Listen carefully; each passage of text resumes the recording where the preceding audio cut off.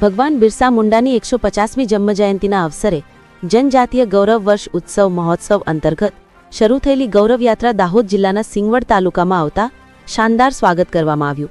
ભગવાન બિરસા મુંડાની 150મી જન્મજયંતિને જનજાતીય ગૌરવ વર્ષ ઉત્સવ અંતર્ગત તારીખ 7 થી 13 નવેમ્બર 2022 દરમિયાન જનજાતીય ગૌરવયાત્રાનું આયોજન કરવામાં આવ્યું.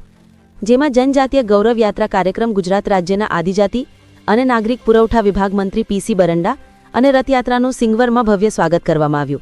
જેમાં દાહોદ સાંસદ જસવંતસિંહ ભાભોર, લીમખેડા ધારાસભ્ય શૈલેષભાઈ ભાભોર, પૂર્વ ધારાસભ્ય વિછયાભાઈ ભુરિયા, જિલ્લા પંચાયત પ્રમુખ કરણસિંહ ડામોર સહિત અન્ય પદાધિકારીઓ તેમજ મહાનુભાવો સહભાગી બન્યા હતા.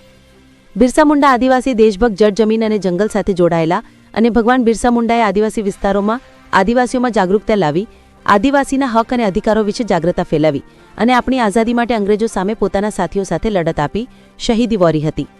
અને બિરસા મુંડાએ લોકહિતના કાર્ય કરી પરિણામલક્ષી પગલાં લીધા હતા, જેથી ભગવાન બિરસા મુંડાની યાદમાં જનજાતીય ગૌરવ વર્ષ ઉત્સવ ઉજવવાની શરૂઆત વડાપ્રધાન નરેન્દ્રભાઈ મોદી દ્વારા કરવામાં આવી છે. ત્યારે સિંગવડ તાલુકામાં સ્થાનિક નાગરિકા, યુવાનો, કાર્યકરો, આગેવાનો, હોદ્દેદારો મોટી સંખ્યામાં ઉપસ્થિત રહીને ઢોલ, નગારા, નૃત્ય, લોકગીતોની ગુંજ વચ્ચે સમગ્ર સિંગવડ વિસ્તાર ગૌરવ અને ઉત્સાહથી ઝળહળી ઉઠ્યું. આ યાત્રા આદિજાતિ સમાજના પરંપરા, સંસ્કૃતિ અને રાષ્ટ્રપ્રેમના સંદેશને જન જન સુધી પહોંચે અને એકતા ભાવ જાગે તે માટે આ યાત્રા તમામ વિસ્તારોમાં ફેરવવામાં આવે છે.